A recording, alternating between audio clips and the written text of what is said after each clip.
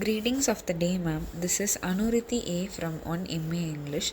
This presentation would be on the topic of translation and the difficulties faced in translating a novel. Translation is an ancient literary activity caused to survive the most ancient literatures in India, like the Ramayana and the Mahabharata. Now, translation has gained a particular place in Indian literatures in English because the rising contact with native Indian languages has proved to be one of the inevitable activities and parts of any language literatures in India. Let us take a recent example of the world celebrated biography of Steve Jobs. It is published in English and at the same time more than 60 other languages, including Marathi. This stated how translation became the tool of transformation of literatures in English.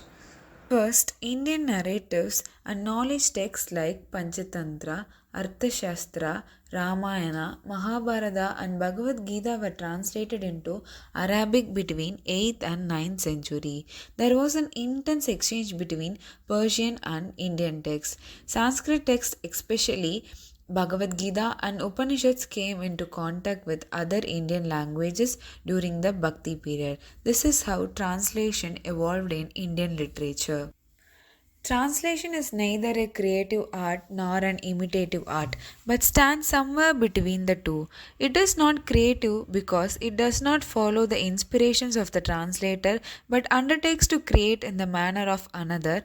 At the same time, it is the idea of the work translated, but it must also transform it. The translator must be a creator and a maker as he summons to the reality of the writer whom he is translating. Translating is a matter of continuous subconscious association with the original, a matter of mediation. Thus, translation is a difficult job. Translating a novel is more difficult than translating prose, poetry, and other academic text.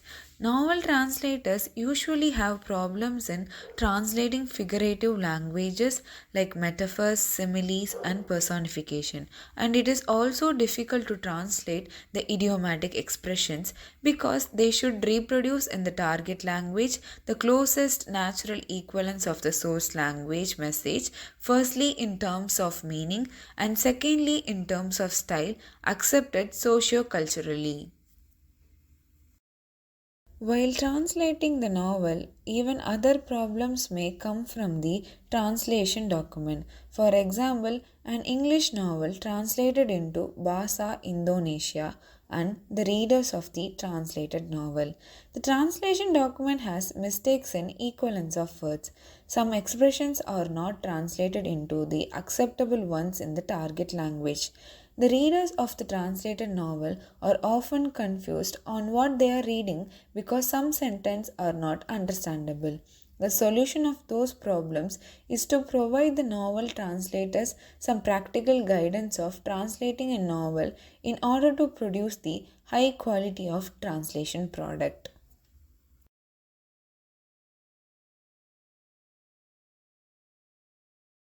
Greetings everyone. I'm going to talk about the translator's note of When the Kurunji Blooms novel. When the Kurunji Blooms novel was written by Rajam Krishnan and it was translated into English by Uma Narayanan and Prema Sitaram. Uma Narayanan was born in Bangalore and holds a degree in home science and diplomas in French and German. For many years, she was a librarian at the Alliance Franchise in Chennai. She is now actively involved in child welfare activities. She has translated Sivasankari's Tyagu. She has also translated Rajam Krishnan's novel Lamps in the Whirlpool and an anthology of C.S. Lakshmi's Ambai novellas and short stories by other writers from Tamil into English, along with Prema Sitaram. Prema Sitaram was born in Chennai and holds degrees in chemistry and history and diplomas in library science and French.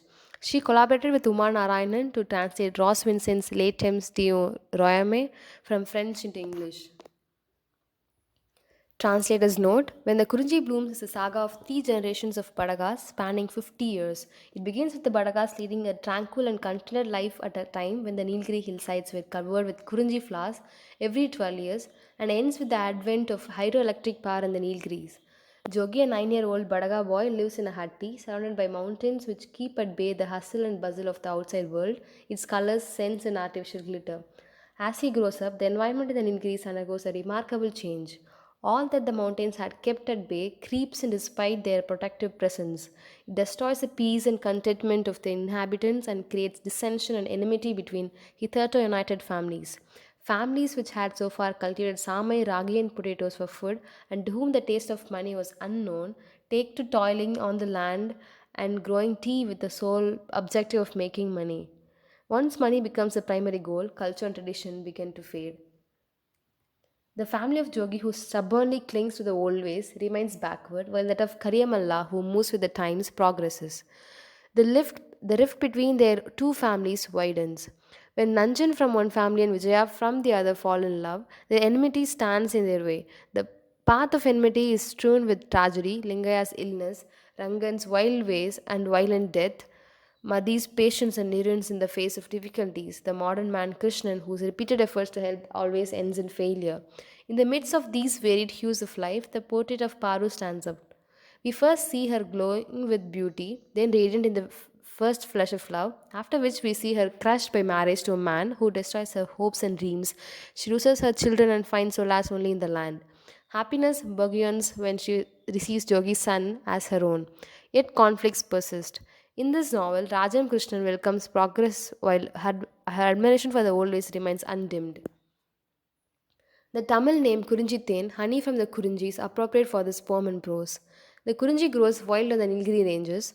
The bushy shrubs are covered with a profusion of bright blue bell like flowers once every 12 years. One interesting result of the flowering is that there is an amazing increase in bees in the vicinity and immense quantities of honey become available. Due to the destruction of the environment, the Kurinji in bloom is a rare sight now. The Badagas use the term Kurinji referred to as a Kurinji span in this book to denote a 12-year period. According to Edgar Thurston in his Castes and Tribes of South India, the name Badaga or Vadugan means northerner, and the Badagas are believed to be descended from Canaries colonists from the Mysore country who migrated to the Nilgiris 3 centuries ago owing to famine, political turmoil, or local oppression in their own country. According to popular legend among the Badagas, 7 brothers and a sister lived in a village called Badagahalli near Mysore. During the reign of Tipu Sultan, either the Sultan himself or a Muslim Nawab fancied the sister. To escape from them, the brothers and sister disguised themselves and fled at night to the Nilgiris and settled down there. However, Thurston says when this flitting took place, there is a little to show. Going by their language, he feels that the movement took place near the 12th and the 16th century. The Badagas lived in extensive villages or hutties composed of rows of thatched or tiled houses. Each house is partitioned into an outer room, Edumane, and an inner one, Ogamane. If the family owns a cattle, the portion of the Ogamane is converted into a milk house, Hagautu. The one who milks the cow wears freshly washed muddy clothes. The milk is collected in a long cylindrical vessel made out of bamboo, honai. Nobody, it has been said, can beat the Badaga at making Mother Earth produce at her utmost capacity. They store the fruits of their labor in a wooden box, palapetti. The traditional Badaga man wears a dhoti and a duppatti, which is a long piece of thick special weave of cotton and a turban. The Badaga woman's attire consists of the tundu, mundu, and pattu. The tundu is a piece of white rectangular cloth wrapped around the body and reaching the knee. The mundu is a piece of finer cloth, cotton cloth worn like a shawl over the shoulders. The pattu is a scarf like piece of white cotton cloth worn square across the forehead and tucked in at the back of the head. The photographic eye of Rajam Krishnan has missed nothing of the characteristic spirit of the Badaga culture as manifested in its attitudes, aspirations, and customs. She spent many years in Kunda. When she went into the Hatti, she familiarized herself with the language and became an observer of their way of life, of all their rites and rituals which she so fleetingly and vividly describes. Though in the Kurunji Blooms has been acclaimed as an anthropological novel, it is by no means a dry narrative. The emotional turmoil of a people in a state of transition is brought out in all its powerful intensity and pathos. Rajam Krishnan's use of anthropomorphism renders her descriptions of nature extremely complex and has been a challenge to the translators. She has invested the mountains, the sky, the earth, and the sun with moods ranging from gentleness to passion, generosity, and cruelty. These passages often appear as a prelude to events in which the characters experience the same emotions. The grandeur of the Nilgiris and the sweeping changes she witnessed in the lives of Badagas has had an overwhelming impact on Rajam Krishnan. Her intellectual and emotional involvement with the theme is evident in the delineation of the story and its characters. In her conversations with the translators, she often said that the writing this book had been a fulfilling experience. Thank you. Background Studies of Buddhini by Sarah Joseph. And this is presenting by Identity Air of Fist MA English. Sarah Joseph is an acclaimed short story writer, novelist, and activist. Her contribution to the feminist movement in Kerala is impeccable, and she is also the founder of Manushi, an organization of thinking women.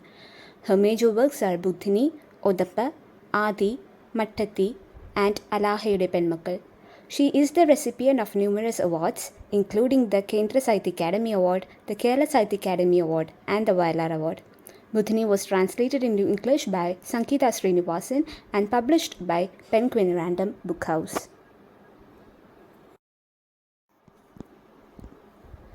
Buddhini by Sarah Joseph is a novel translated from Malayalam and is narrated from the perspective of a journalist who aims to unravel a story that reflects the dubious nature of grand infrastructure development in India.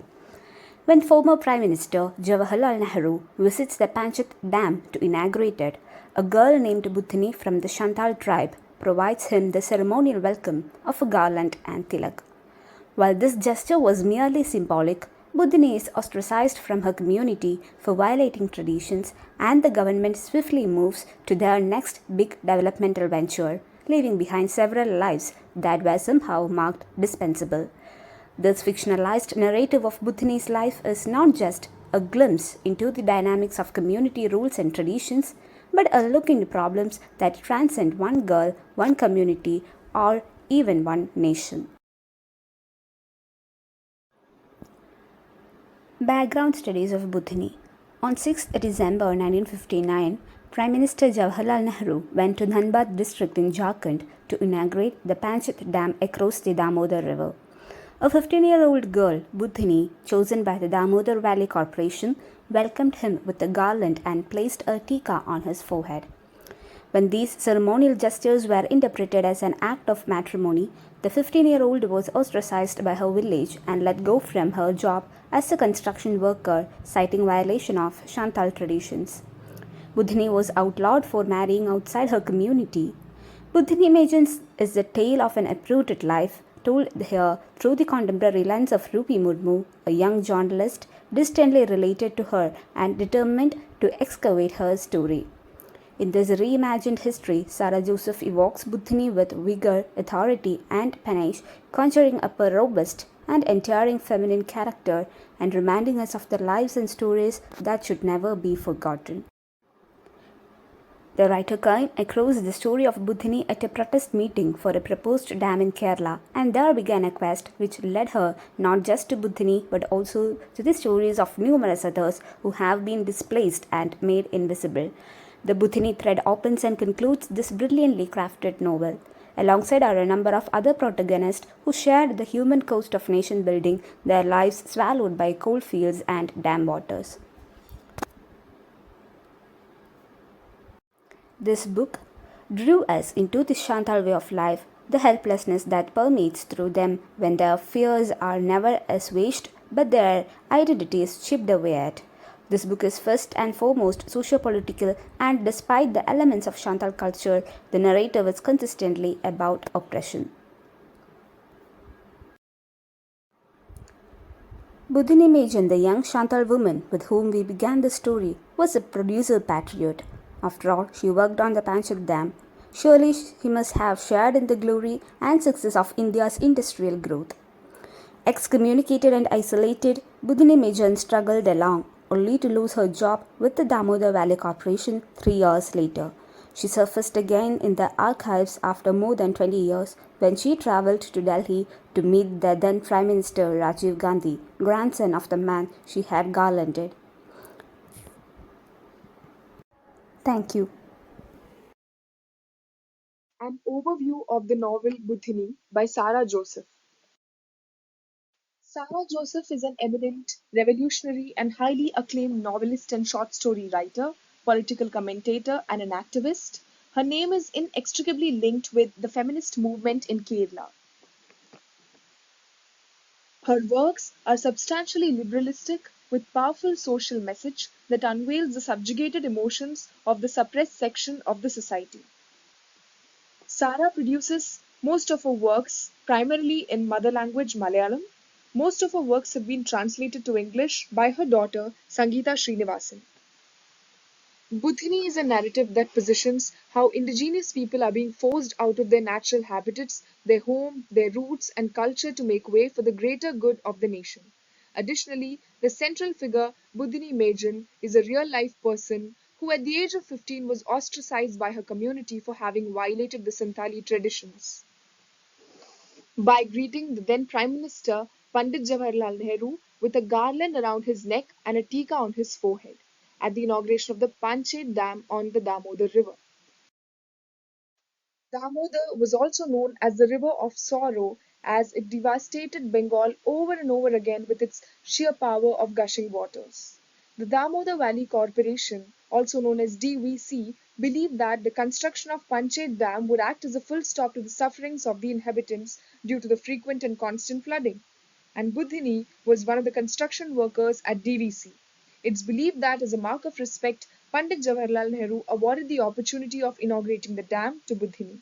Unaware of the consequences, she proceeded with the instructions of the DVC members, and it eventually led to a violent outbreak of rebels amongst the Santals against Budhini. Budhini, the wife of Nehru, a term which her villagers started to use after she garlanded Nehru. After the Garland incident, not only was she ostracized from her village, but also she was fired from her work at the DVC. With no respite, she had to run away to save her life. The story starts with Rupi Murmu, a journalist and a distant relative of Budhini, and Suchitra, a photographer working in the media industry, visiting the villages and attempting to trace Budhini's life story.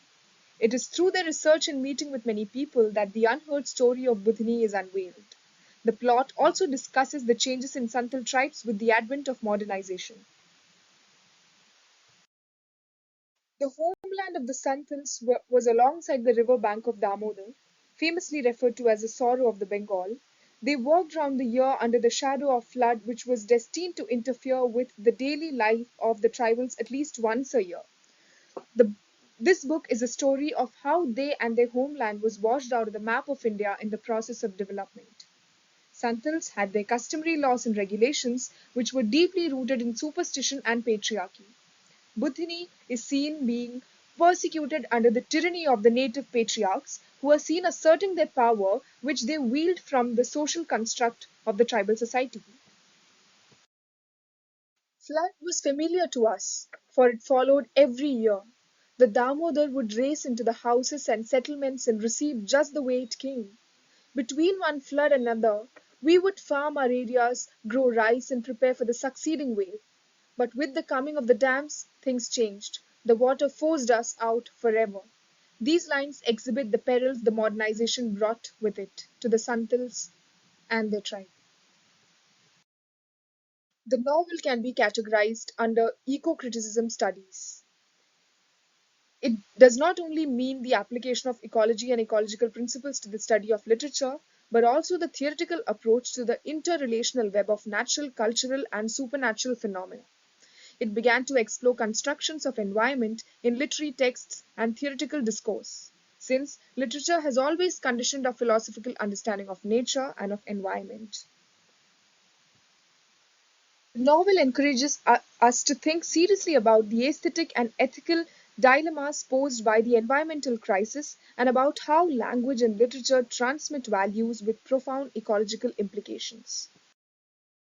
Sarah Joseph's Budhini powerfully invokes the wider biopolitics of our relentless modernization and the dangers of being indifferent to ecological realities.